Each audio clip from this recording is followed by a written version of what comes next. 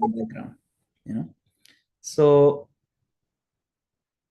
this taking seriousness of chanting 16 rounds every day, it is a very commendable commitment that you have taken. So my congratulations to all of you. It means you understand the value of what Srila Prabhupada has given. So I will just sing Jai Radha Madhav just for 1 minute. This is because it's tradition. Jai Radha Madhava Kunja Bihari Jaya Gopi Janavallabha Girivaradhari Yashodanandana Braja Janaranjana Yashodanandana Braja Janaranjana Jamunatira Vanachari Jai Radha Madhava Kunja Bihari Jaya Gopi Janavallabha Girivaradhari Yashodanandana Brajajana Ranjana Jamunatira Vanachari Jaya Radha Madhava Kunja Bihari Shri Radha Madhav ki Jai. Hare Krishna. So Gopi Kanta Prabhu requested me to talk on this topic of the importance of initiation. So let us first understand Diksha in Krishna consciousness. What does it mean? And of course, we'll get into the importance of it. When we come into the movement, we see, people are initiated.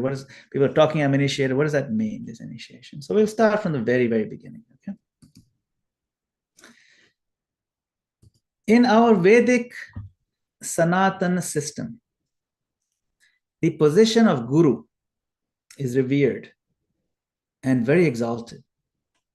Regardless of which system of philosophy or which aspect of God, or whether one is a Brahmana, or whether one is a Kshatriya, or a Brahmachari, Grihastha, etc. The concept of accepting a Guru is very much a standard requirement if you want to be considered cultured, if you want to be considered following the traditions of Vedic civilization. This concept is there at many, many levels. It is not new for those of us who are of Indian background. It's not even new for those of us who are of, say, Western background. This word guru is part of the English language. You'll find it in the English dictionary. And it's basically means the master of knowledge. We see even in the technology fields, oh, he's a guru in that particular field, like that. So this guru concept is become universal, but is rooted in our Vedic tradition, the Sanatana Dharma. It's part of our culture. Say, even if one is a student of Indian classical music or classical dance, for example, we give great respect to our teacher as a guru. If you've ever been to Arangetram, the guru is honored so much because the guru has transmitted the knowledge, uplifted our lives, enriched it tremendously. They've sacrificed so much for our well-being. And so we give them great respect. The importance of a living master who can guide us, who can correct our mistakes, give us positive encouragement. This importance cannot be emphasized enough, this idea of a living master. And it's not just Indian culture, it's not just for spiritual knowledge. This is true for many modern professionals as well. For example, nobody in America can practice medicine without first going through medical school. Just to get into medical school is very difficult, okay? If you first got really good grades, then you have to apply to the MCAT, and then you score very high in the MCAT, and you apply to medical schools and do essays and interviews. It's very difficult to get into medical school. And then after you graduate from medical school, right, they also need to do something called a residency. It's like 3 or 4 years, or sometimes even more. A residency means learning practically under the guidance of a live practical guidance of a doctor, a master doctor who has already been practicing for some time. For several years, you have to do it. Now, yes, of course, they may have access to all the books and all the websites and all the PDFs and all the apps and the videos. But unless they have studied under an actual doctor, an actual master, and received certification from that master doctor, they will not be allowed to practice medicine. So naturally, this will be also true for those of us who want to understand spiritual life, who want to practice spiritual life and make tangible progress. Yes, we have the books. Yes, we have the YouTube videos. We have access to the apps and so much information now. It's free online, don't even cost anything. We still need someone to be with us, to guide us, to offer any corrections of our misconceptions or clarify our doubts and so on. We need someone to be there for us who can impart the teachings of God to us, and who can, in a loyal way, loyally and faithfully represent the pure spiritual messages. That's very important. I'll tell you my experience. When I first came to ISKCON some 35 years ago, first time I came into the temple, ISKCON temple, I saw there was this beautiful murti of this striking Swamiji, wearing the saffron clothes, sitting right in the ISKCON temple on a nice seat, and he's looking upon the deities with great love. And he's also very grave, very serious, you can see. So I immediately understood this must be the guru of this organization, ISKCON. Then I developed some interest to learn more about it and started enjoying. I started coming to the temple more and more. I really enjoyed their program. I enjoyed, of course, the prasadam, and it's so nice, and learning the philosophy. And I noticed very quickly that some of the devotees had regular names like Rahul and Ramesh and Raj and Seema and so on. But some other devotees, they had some amazing names like Haridas Thakur Prabhu and Sham Priya Mataji and Manasi Ganga Mataji. And I asked them about these cool names. Like, how is it that you got this name?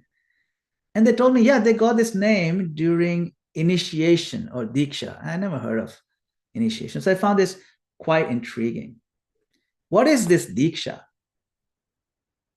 And so they explained that this is a ceremony where we make a lifelong commitment to follow the path of bhakti under the guidance and shelter of a living spiritual master or guru.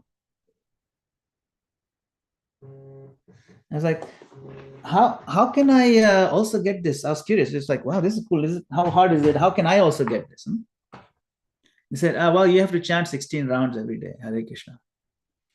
And you have to give up these 4 sinful categories like meat eating, intoxication, all that. I said, yeah, I can do that. No problem. From that day onwards, when they told me, I started chanting 16 rounds every day and following the rules. Now, I never knew there was any option to chant less than 16 rounds. Nobody said, oh, you can start with 4 or just do with 1, gradually move to 8. No, they just said 16 rounds. So I thought, either 16 or nothing, that's it. They said minimum 16, so you have to chant at least 16. So I didn't even know those options. So from first day only started 16 rounds. I found it was a little bit tough in the beginning, but you get used to it. It's a nice taste that you have. And all of you who are here are already chanting 16 rounds. You know exactly how nice it feels, how uplifting it can be, how strengthening it can be. Sometimes when we're not in a good mood or if you're not feeling a good state of consciousness, it can be a little bit of a drag but doing out of duty, but still you feel a sense of duty. No, 16 rounds is my bedrock. It's very, very important. So we have to chant 16 rounds. So this they were telling me this diksha, it's a commitment. You can say, yeah, I love Krishna consciousness. I like God, very nice. I like the philosophy. But are you willing to really make a formal commitment in front of everybody and declare to the world and declare to Krishna, no, from now on, I am going to follow your system. I want to be a devotee. I like it. And I will do whatever it takes to please you, my Lord. And that is the mood in which this diksha is done, because it shows that I'm willing to take that commitment lifelong and beyond. And I want to do it the way you want. It's kind of like, if like just an ordinary mundane example that, if a young man and a young lady, they're interested and they're kind of, interested in getting married. But if they're just kind of talking or they don't get married, then what's the point? And the parents get in all anxiety. Come on, put a ring on it. Put a ring on it means make it very formal and that's it, finalize it, make a formal commitment. That then it shows you're serious about the relationship. So this is kind of similar, that make a formal commitment to show that you are serious. Prove to Krishna that no, that's it. Ananya bhak, no other. I'm only going with you, Krishna. That's it. And I'm not afraid to declare to the world. I'm not afraid to accept one of your representatives. And I'm fully into this idea of following the system that you have established.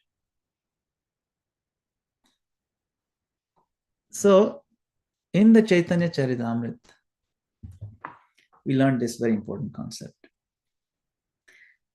The process of initiation or diksha is a very personal and a heart-to-heart process. Everything about Krishna consciousness is personal. There's a person involved because we are persons. Everything we get in life, we get from persons. Right from our very birth, we got it from a person. Our parents, they're persons, they're people.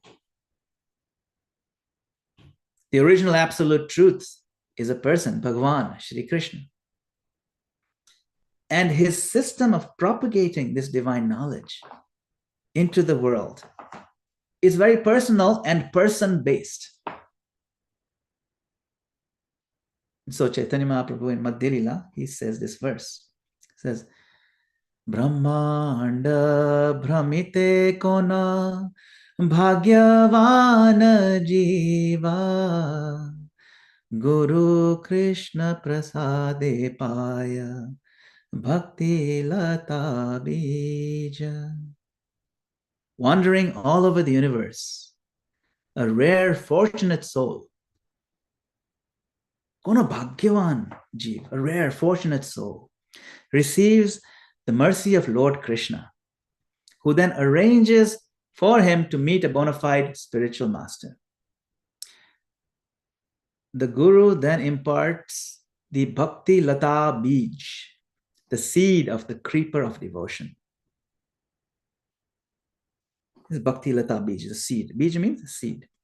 Lata means the delicate creeper, very beautiful creeper that eventually grows and gives flowers and fruits. So what is this Bhakti Lata Bij? What is this seed? What is this analogy of a seed about? Srila Prabhupada writes, the methods, rules, and regulations by which one is perfectly trained in devotional service constitute the Bhakti Lata Bij, or seed of devotional service. This Bhakti Lata Bij is received from the spiritual master by the grace of Krishna. So remember, the Bhakti Lata Bij, the seed, is not love of God. Love of God is already there in everyone's heart. That is not the Bij. The Bij that the spiritual master gives is the mechanism by which you can activate the love of God. The methods, the rules, the techniques, the set of information, what to do, what not to do, that is the Bij. You see? And the spiritual master explains it to the point where one realizes the importance of it. Then the spiritual master gives guidance constantly. Okay, this is what you do it properly. Srila Prabhupada gave guidance all the time. If you have heard Prabhupada's japa tape, Prabhupada himself is leading the japa. Hare Krishna, Krishna Krishna, Hare Hare, Hare Ram, Ram Ram, Hare Hare. And then while he's doing japa, he says, sit properly. If you heard the tape, you'll hear it. Sit properly. That means he's giving guidance. So maybe one devotee was not sitting properly, his legs or something, So this is how the spiritual master gives the knowledge of what to do, including how to sit properly, how to chant, what mindset to have, understand the philosophy properly. It's really the main thing that a spiritual master does. That is the Bhakti Lata Bij. Then when you, of course, practice, then you water the seed, the Bhakti Lata Bij. And when you keep watering, the watering is what? Constant chanting, following the process, serving the devotees, serving the spiritual master, serving the deity, serving Krishna. These are all watering processes where then the Bhakti Lata Bij will gradually grow up to the spiritual world and rest at the lotus feet of Radha Krishna, and the flower will blossom. The flower of love of God become manifest. Right now, the love of God is there in the heart, but it's unmanifest. It's covered up by our, selfishness and things like that. Primarily our kamana, which means selfish desires. That clearing process, the spiritual master gives us the guidance and inspiration. That is called Bhakti Lata Bij. So this concept of accepting a spiritual master is so important that even the Supreme Lord Sri Krishna sets the example personally by surrendering to Guru. You can see here, he is being taught by his spiritual master, Sandipani Muni. Sandipani Muni, of course, is a pure devotee of the Lord. He understands the Lord is just playing the part, but he's also then playing his part. And he understands why the Lord is doing it. To set an example for all of us that this is the system. Krishna is the original Guru for everyone. In his own Leela, he wants to establish the critical importance of this step in spiritual life, according to Vedic scriptures. In the Bhagavatam, we learned that only Krishna is the original source of all knowledge, and therefore he is really the only Guru. But he has set up this system knowing that we all conditioned souls also need local help, available help. Like when we travel and we need directions on where to turn, we use this GPS on our phones, the GPS. This system Krishna has established is the original GPS. Here you can see this other picture is Chaitanya Mahaprabhu and his Guru Ishwarpuri giving him the mantra. He's also taking initiation. So Krishna has given the original GPS, which is Guru Parampara system. That's the GPS, Guru Parampara system. Guru Parampara is what? Disciplic succession. In Bhagavad Gita, we know this verse, very popular verse.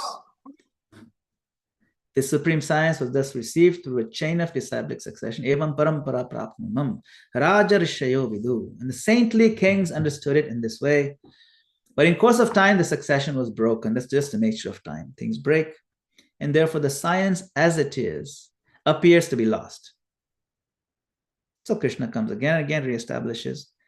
But the parampara is very important.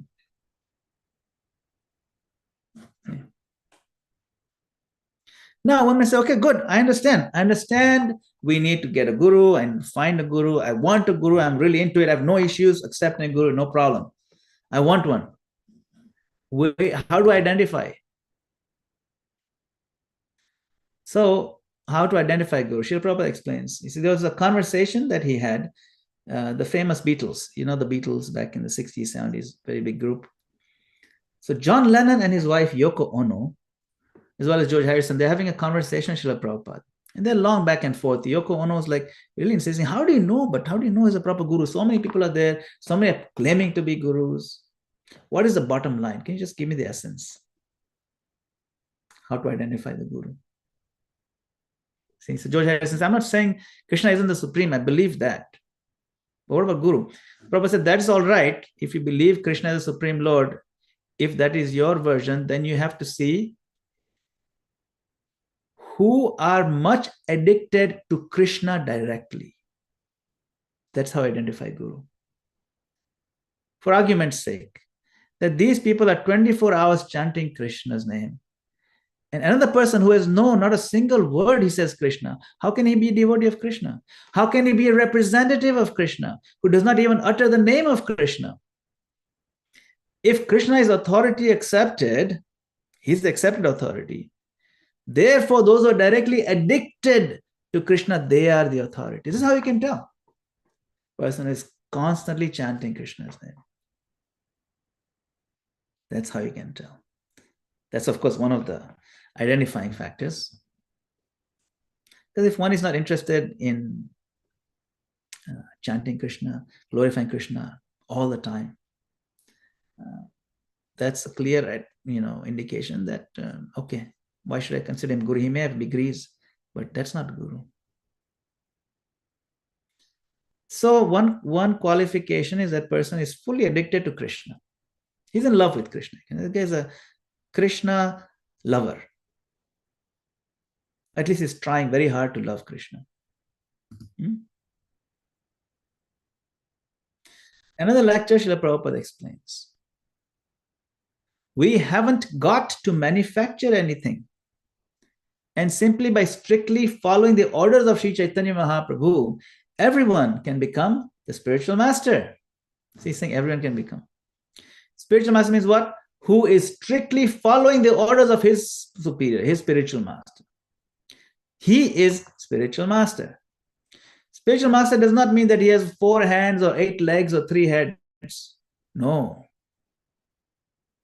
One who is strictly following the orders of his predecessor, he is spiritual master. So sometimes one may think, there is no qualified spiritual master in the world today. Unless they have they can manifest 4 arms or do something very miraculous. Only then I can take a spiritual master. Otherwise, I'm not interested. So Prabhupada, to kind of dismantle that misconception, he says this. Not that he has 4 hands, 8 legs. Don't make a big deal of this. Find a person who is strictly following, very strictly following. That is the spiritual master. So previously he said one who's addicted to Krishna all the time, day and night, he's thinking, how can I share Krishna with others? How can I chant Krishna's name more? How can I induce others to learn about Krishna, to chant in their homes? That is a very critical aspect. And this is another one. He himself is also strictly following. If someone says, I am Guru, but then every evening he goes to the bar, gets drunk. No, he's not strictly following. That is not Guru. You want someone who is living a pure, clean life. And is very interested in practicing Krishna consciousness and giving it to others. It's quite simple as that.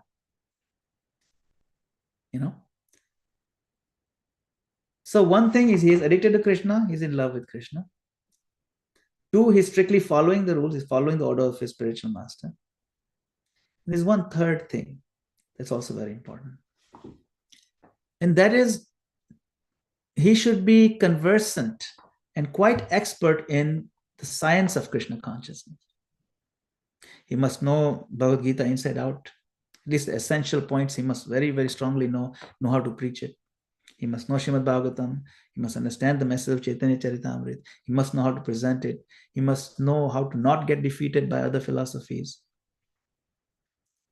Well, how do you determine that whether he knows, he doesn't know? So Prabhupada set up a system of exams, actually. Yes, Bhakti Shastri, Bhakti Vaibhav, Bhakti Vedanta. He had a whole curriculum. He set up a system of exams. Just, so you study, you know it. When you study for exams, then you know it. Then you pass the exam, that's good enough to show that you understand. It's not a weird thing. It's not something that you can walk on water, you have 4 arms. No. 3 things. You're addicted to Krishna. It means you love worshipping Krishna. You love taking his darshan. You love chanting his name. You have a good taste for it. You're strictly following the principles, the order of the Guru. And third, you know the science very well. So 3 things. That's how I identify. Here Prabhupada explains, right? He says, another examination will be held sometimes in 1971 on the 4 books, Bhagavad Gita, Srimad Bhagavatam, Teaching of Lord Chaitanya, and Nectar of Devotion. One who will pass this examination will be awarded the title of Bhakti Vedanta. See, that is his Prabhupada's own title, Bhakti Vedanta. He wanted to give it to all his disciples. He didn't like, oh, I'm the only Bhakti Vedanta. No, no, no. I want all of you to become Bhakti Vedanta too. Isn't it? I want that all of my spiritual sons and daughters, by the way, see, he even didn't leave out the ladies. Sons and daughters equally will inherit this title of Bhakti Vedanta, so that the family of transcendental diploma will continue through the generations. Now listen carefully. This he wrote maybe, he wrote in 1969. So he's figured about 2 years, we'll set up this exam. You'll have 2 years to study for it. I'll give you the exam. It says, those possessing the title of Bhakti Vedanta will be allowed to initiate disciples. So that means he's not saying only Shiksha Guru. He said, no, initiate disciples. It's very clear. So he had his vision. This is his vision. Those who understand the science very well, you pass this. So you'll start maybe 71, you'll add a few, 72, a few more. Maybe by 1975, all of my disciples will be allowed to initiate. At that time, he had a couple of dozen disciples. I want to see all of you start initiating, no problem. And increase the numbers of the generations. So Prabhupada's instructions on this are very clear. See, follow strictly, comes in parampara, knows the science of Krishna. He's addicted to Krishna. He's serving Krishna. He's chanting Krishna's name. That's all. And he has a strong urge and desire to preach and spread this all over the world. If you have that, you should do it. You should be empowered. You should be allowed to initiate. This is his system, his vision. He didn't want to restrict. He wanted to grow. In fact, one time he said, I can easily see we'll have 10,000, 100,000, 1 million acharyas in ISKCON. And then he went into ecstasy. This is in London. He was giving a lecture and he became silent, went to ecstasy. He had a vision that there's a million acharyas in ISKCON. So his vision is very important. It's up to us to fulfill that vision of Srila Prabhupada by taking Krishna consciousness serious, becoming disciples ourselves, and then under the guidance of a guru, we share Krishna consciousness with others and become stronger in our own Krishna conscious practice. This is the method. This is the system. This is the vision. So what is this Diksha? When we formally accept the spiritual master and receive the holy names and the mantra from the guru, this is called initiation or Diksha. There's usually a festive ceremony in front of the deities along with the fire yagya. There's a kirtan. Many devotees are present to witness and give their blessings. So divya jnanam kshapayati iti diksha. Kshapayati means to explain. Divya gyan means it's transcendental knowledge, divine knowledge. The process of explaining divine knowledge is known as diksha. That now, yes, I've explained to you divine knowledge, and this is when you really start learning, and I'll keep explaining to you, but this is a formal acceptance that you are now my student. Prabhupada's lecture, Prabhupada explains this. He says, Divya Jnana means transcendental spiritual knowledge. So Divya is di, and Jnanam, or Kshapayati, explaining, that is Ksha. Diksha. So Diksha means the initiation or the beginning, to begin transcendental activities. That is called initiation. See? It's a very clear and simple definition. It's not particularly confusing. It's very straightforward. Now one may ask, okay, but do I really need Diksha? I'm already chanting Hare Krishna. I mean, I'm reading, I'm chanting, I'm going to the temple, I'm bowing down to the deities, I'm purely following, not eating any bad things, only eating prasadam, offering to Krishna, only eating what is offered to Krishna, only offering to Krishna what is offerable to Krishna. No intoxication whatsoever, not even tea, coffee, nothing. Only Krishna conscious food, Krishna conscious kirtan, Krishna conscious, and I'm reading and I'm chanting 16 rounds. Do I still need this Diksha? I mean, what is the big deal? So Hari Bhakti Vilas is a book of authority on how to practice Krishna consciousness by Sanatana Goswami. In the Hari Bhakti Vilas, we learn this. It says, unless one is initiated by a bona fide spiritual master, all his devotional activities are useless. So I Let's leave it at this one. A person who is not properly initiated. Let's see. Just 1 second.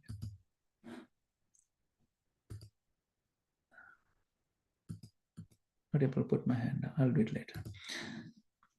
A person who is not properly initiated can descend again into the animal species. See, so if you're initiated and you're following, you're guaranteed to not descend at least animal species.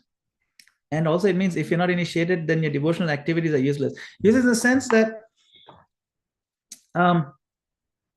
you haven't made a commitment to Krishna. You see, without Diksha. So yes, you'll do your chanting, you'll have value, you'll do all the studies. Imagine you do all the studies. It's not as useless, but if you don't take the final exam, then all the studies become useless. You see what I'm saying? You can study, you'll have value, you'll be able to use the things and all that, you'll know the knowledge, you can even, but how do you prove that you know it? When you get the grade after the exam, then you can say, yes, now I'm an engineer. So if I don't do the exam in engineering college, I won't get the credit. I won't get the degree. All the studies, in one sense, yes, I acquired the knowledge, but it's useless because I can't apply for a job in engineering because I can't put on my resume that I have the degree. I didn't do the formal thing. So this Diksha is important in that sense. See? In the Nectar of Devotion, Srila Prabhupada says, from the date of initiation by the spiritual master, the connection between Krishna and a person cultivating Krishna consciousness is established.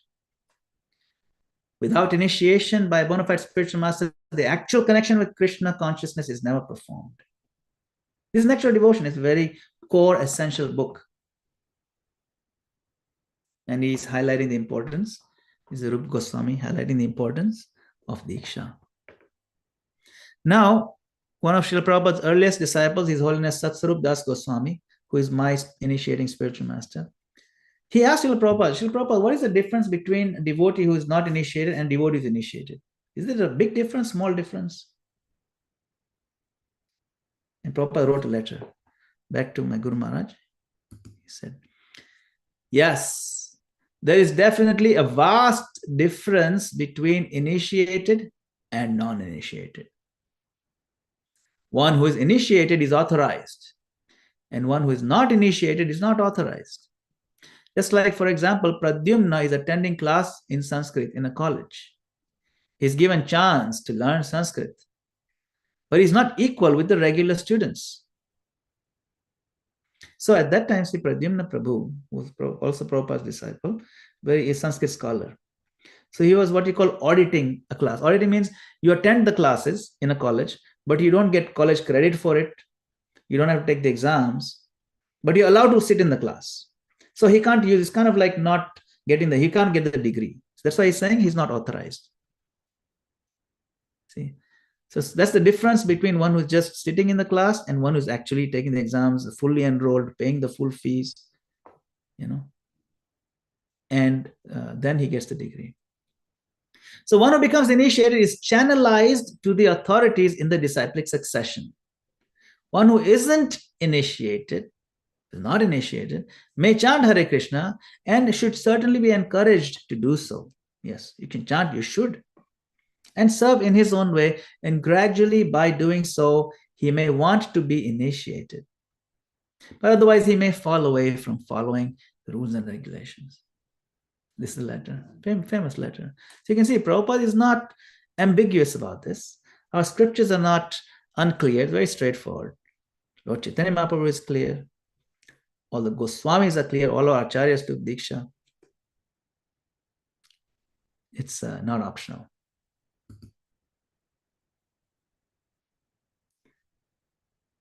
This is Krishna giving initiation to Lord Brahma.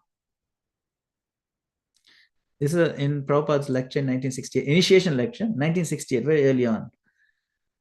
He said, in the Srimad Bhagavatam, the first canto, the first word, he said, Tene Brahma Hridaya Adi Kavaye. The original authority of Vedic literature, Lord Brahma. He was instructed about Vedic knowledge by Lord Krishna. And he imparted Vedic knowledge to the world. He is the Lord. He's seated in the heart of everyone. So he initiated. In a Brahma Hrida. Hrida means through the heart. And that is also confirmed in Bhagavad Gita. Tesham satata yuktanam bhajatam priti purvakam. One who's engaged with love and affection in devotional service to him, he gives instruction in the heart.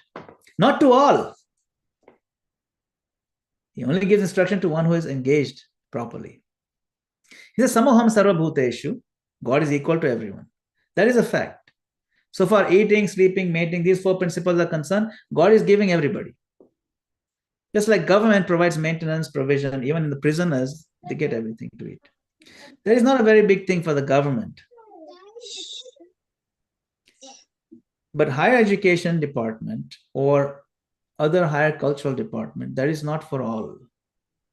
See, the government may have universities, but that's not for everybody. Only those who can make it get it, or those who are applying, those are qualified. Similarly, although God is equal to everyone gets food, but He is especially inclined to the devotees because they are taking the trouble and they are making a formal commitment. My Lord, I'm yours. Yetu bhajanti mam pritya teshu te mai. Yetu means but those who are, worshipping me with love. Yeah. So those engaged in devotional service, He's especially inclined to them. And He gives instruction from within. Tesham satati yuktam, all the time, 24 hours. They engaged in Krishna's service. Then He gives instruction from within. Because that's His qualification. He's qualified now to receive that connection.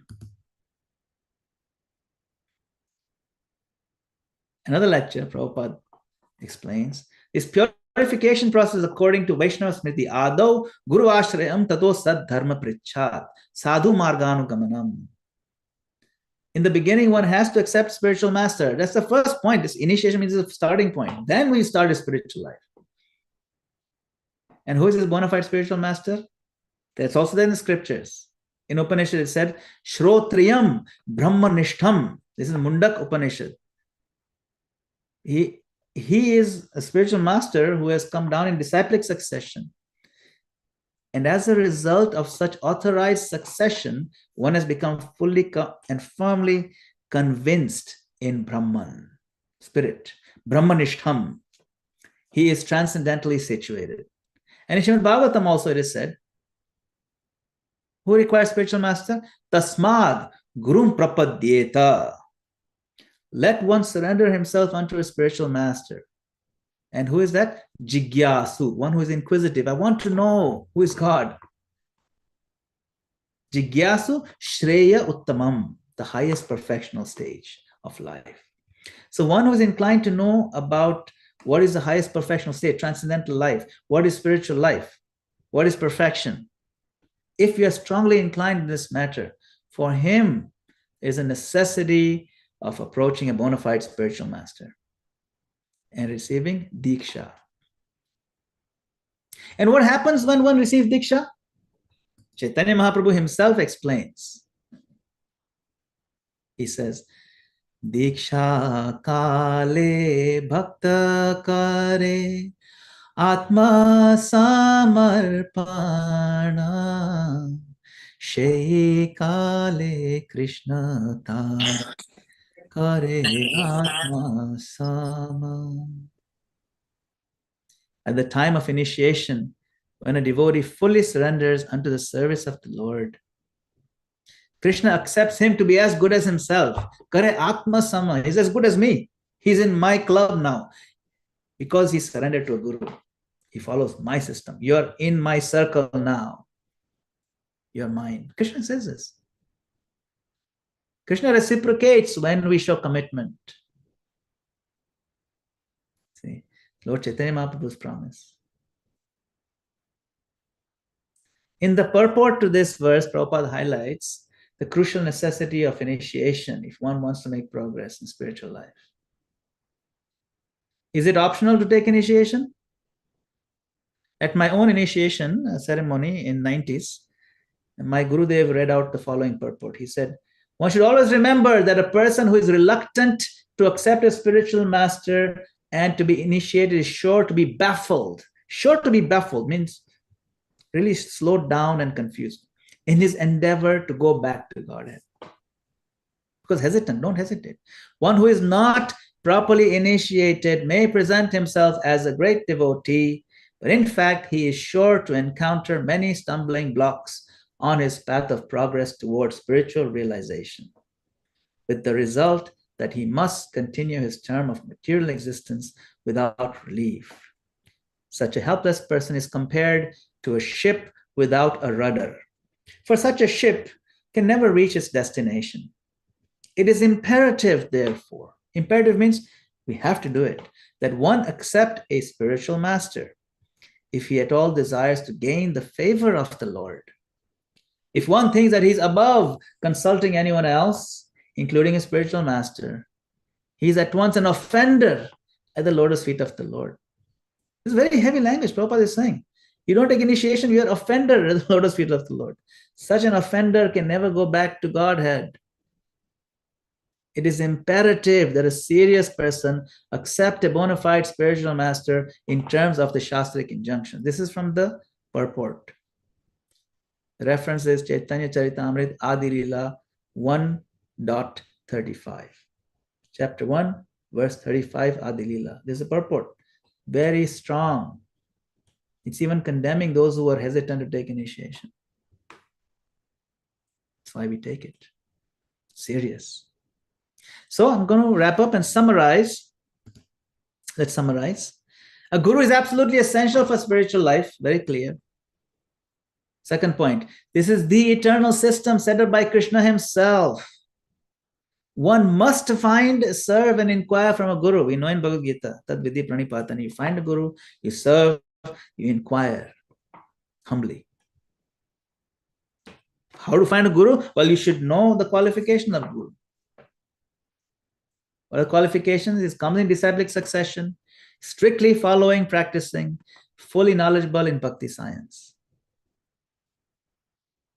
See, that's very important. Yeah. Continue summary that the guru is the mercy incarnation of Krishna. All the scriptures declare the guru to be as good as directly Hari, Sakshat Dharitvena Samasta Shastrair. Not one or two scriptures. Samasta Shastrair, all the scriptures. Kintu, but Prabhureva Priyatasya. He is the dear servant and representative of God. He's not God, but we respect him as good as God. He never declares himself to be God, but he's a visible example. Right there, visible example and guide on how to practice Krishna consciousness. That is essential. And he will teach us how to do the simplest and most powerful thing, to chant Hare Krishna, Krishna Krishna, Hare Hare, Hare Rama, Rama Rama, Hare Hare. Okay, so bottom line, we are all eternally related to Krishna.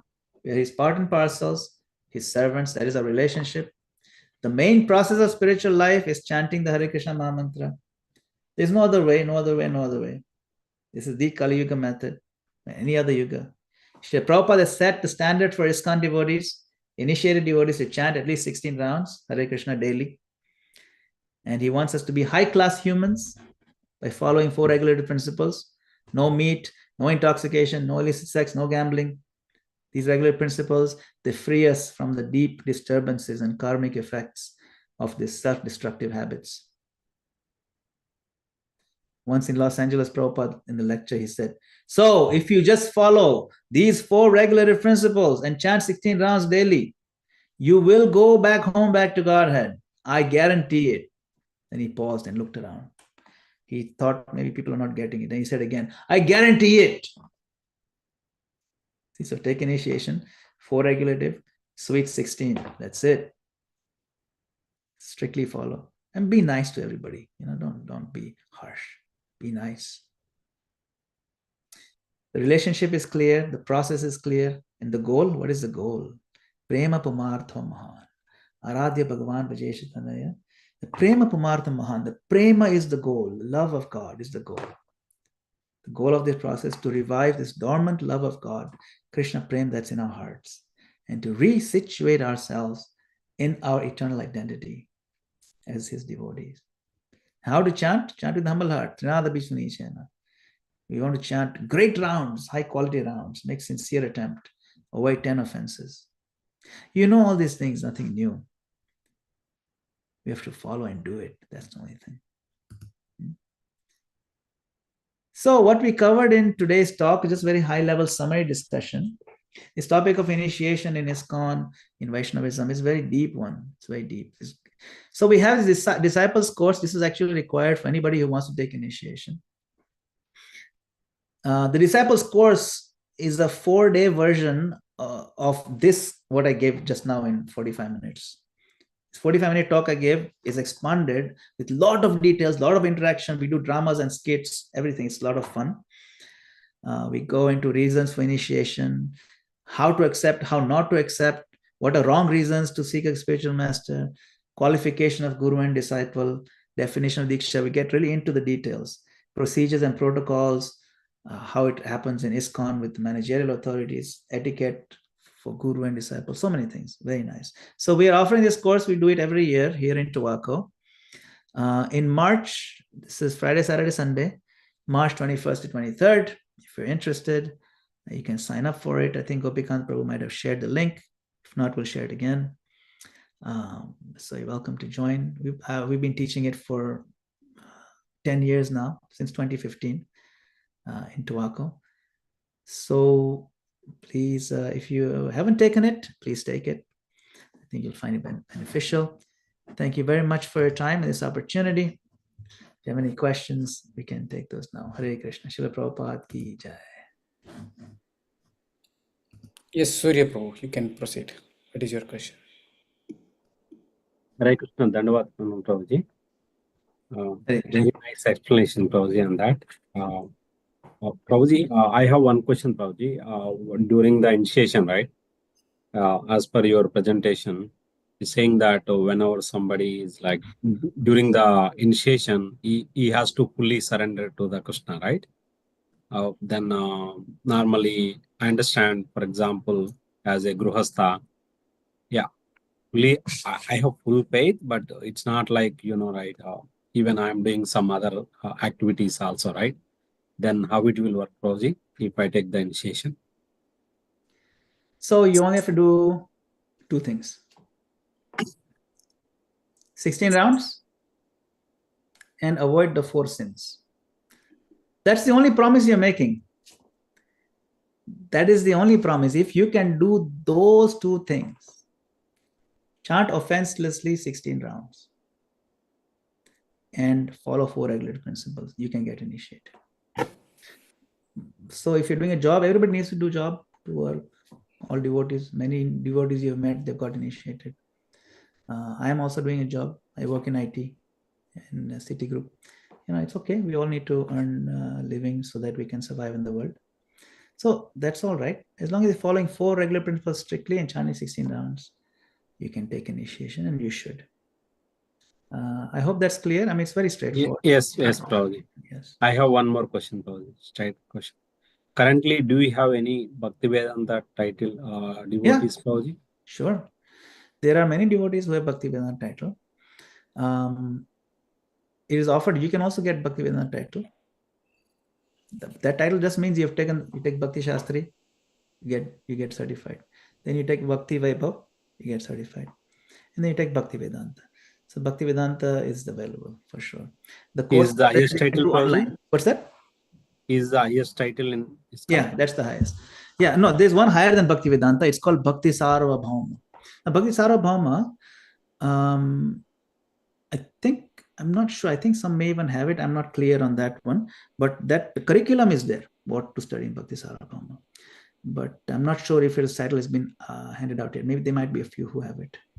That is most advanced, but you can do it. It's not, at least up to Bhakti Vedanta. I know devotees have taken Bhakti Vedanta. It's not a big deal. I'm doing Bhakti Vedanta myself and my wife. We are doing Bhakti Vedanta. So he's already in the process, and I know some who have completed Bhakti Vedanta degree. Yeah, many people, thousands of people. Yeah, so many. It's like a college university degree. It's not that big of a deal. Actually, college is many years. Bhakti Vedanta, a couple of years you can get it done. Okay, Prabhuji. Hare Krishna. Hare Krishna. Anyone else have any questions or comments?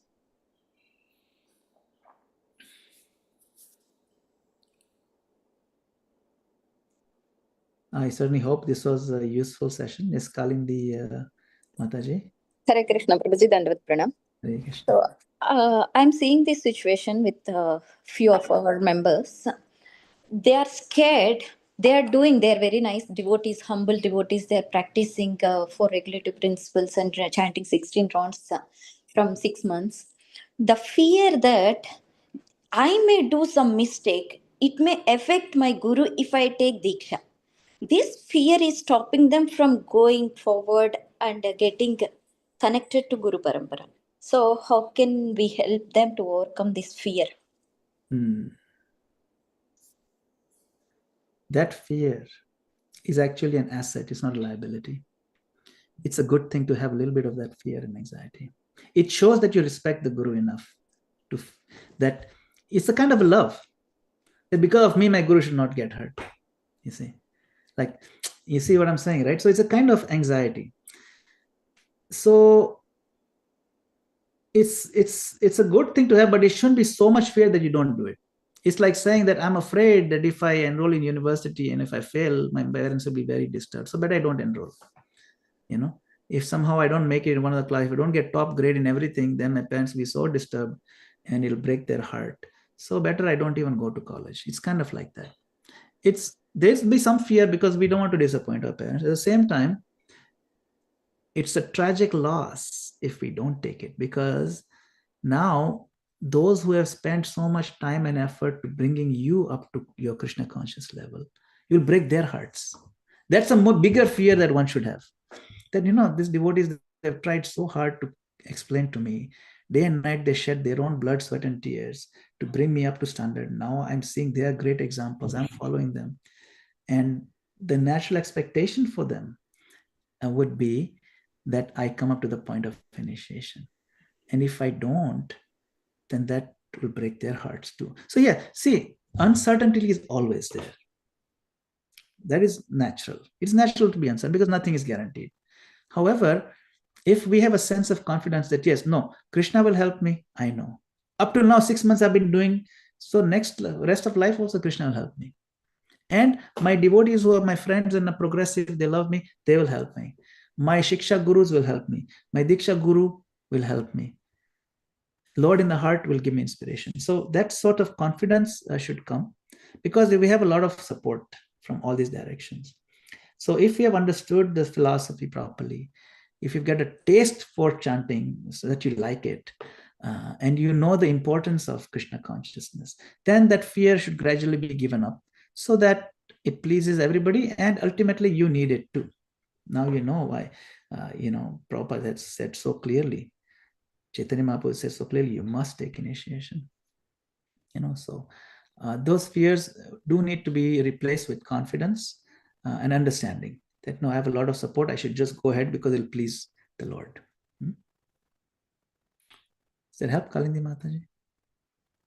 Very nice, Prabhuji. It definitely whole session will be helpful for the team. And we are so much grateful for your time and valuable suggestions. And we can see the care in your words and in your session. Thank you so much, Prabhuji. Hare Krishna. Hare Krishna, Prabhuji. Dandavat Pranam. It was Hare nice. Krishna. I have one question, Prabhuji. So far, we have attached with our Siksha Guru. How can we immediately move on to our Diksha Guru? Because we are not having connectivity so far with our Diksha Guru. We always followed from last 2 years with our Siksha Guru. How can we transform within a short period of time to Siksha Guru to follow his instructions? Hare Krishna, Prabhuji. Hare Krishna. This is a very good question. We explored this question in depth in that course, the ISKCON Disciples course. This concept of Guru Padashraya, taking shelter of Guru's lotus feet, has the, I can share it, has the very important aspect of what is the position of Shiksha Guru and Diksha Guru. We need both, you see. We need both to help us, okay? the Shiksha Guru will always be in our life, giving us guidance.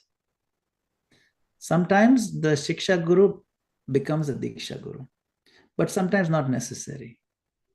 Another aspect is that Shiksha Gurus can be multiple. See, Bahuvachan. There are many gurus. Shiksha, there are many. So we can get Shiksha from several, or maybe one primary Shiksha Guru. See? So that is there. The Diksha Guru is the one that will take the responsibility of connecting you to the Parampara, but Shiksha Guru also connects you to Parampara. Both are there. But the Diksha Guru takes the responsibility of taking your karma during the initiation ceremony. Yes. So now in ISKCON, we do have many Diksha Gurus. We have about 106, 107 right now, something like that. You can find the list. If you Google list of Diksha Gurus, list of initiating Gurus in ISKCON, the list is there, the names are there. You can find. Now, within the Diksha Gurus, there's a variety of them that are available. Some of them are more available than others. Some of them you can turn to and reach out to them and you'll get response. They will check up on you. They will be your, along with your regular Shiksha Guru, they'll also be an active Shiksha Guru in your life. Another important thing you mentioned, that all of a sudden, how can I? So the system is not all of a sudden. Suppose you are inspired by a particular Diksha Guru and you said, okay, I will be very comfortable taking Diksha from this devotee, this Guru. From that point onwards, you have to approach that Guru, and there's a 1 year relationship building period. So it's not like all of a sudden. You see, 1 year is required that you first express officially that, my dear Gurudev, I'm now formally requesting your shelter. And then if he or she says, yes, okay, no problem. Then from that point, 1 year starts. Then during that year, you have to be in regular touch. They learn about you, you learn about them. See, so the relationship starts developing. And if that Guru during that 1 year feels this person is still not ready, the Guru can reject or say that, no, it's not going to happen right now. So Guru also has the opportunity to know more and decide whether it's going to work yet or not. Yeah, and also similarly, the disciple can also decide, no, I don't think this Guru somehow is going to gel with me. That's fine too. So right from the beginning, that's understood. No hard feelings if we feel at the end of the 1 year period that it's not going to work out. This is scriptural injunction. This is Prabhupada has taught this 1 year. He called it mutual examination period. So it's not all of a sudden. So the system is such that Diksha Guru you choose will also have a very important Shiksha component in your life. Now you can decide whether that level of engagement of that Guru is enough for you or will work or won't work. Some Gurus, they're not available to do very frequently or to respond to your emails, or but still you may be inspired by the lectures and that was good enough, and that's fine. That is perfectly fine. That you can go to their YouTube, or you can listen to their old lectures, read their books. It's perfectly fine, and you feel inspired by that. So you have to find what works for you. That's the cool thing about ISKCON. It's not that you have one choice, there's many choices. But that also makes it a little bit difficult because now which one to choose, So you have to follow your heart and recognize, identify which aspects of the relationship will be suitable for your growth. That you have to use your own intelligence, your own heart. So it's not that you will be no Shiksha. And of course, your regular Shiksha Guru will continue giving you Shiksha and support. That network and support framework will always be there. So it's not much to worry about as such. Got it. Thank you so much. Hare Krishna. Very nice. So we'll conclude here. Thank you very much, Madan Gopal Prabhu, your valuable insights. Let's chant 3 times Hare Krishna Mahamantra and wind up the class. Hare Krishna, Hare Krishna, Hare Krishna, Hare Krishna, Hare Krishna Rama, Krishna, Hare Hare Rama, Hare, Rama Hare Rama, Rama Rama, Hare Hare. Hare Krishna, Krishna, Hare Hare Krishna, Krishna, Krishna Krishna Krishna, Hare Krishna, Hare Rama, Hare, Hare Rama, Hare Rama, Rama Rama, Hare Hare. Hare Krishna, Hare Hare Krishna, Krishna, Hare Krishna, Krishna Hare Hare, Rama, Hare Rama, Hare Hare Rama, Rama, Rama Rama, Hare Hare. One Sri Krishna Paramatma ki, Jai Hare. His Grace Madan Gopal Prabhu ki. Jai. Veda Bhaktivinoda ki jai, Srila Prabhupada ki jai. Thank you very much for this opportunity. Hope to see you all again soon. Jai. Hare Hare Thank you, sir. Hare Krishna.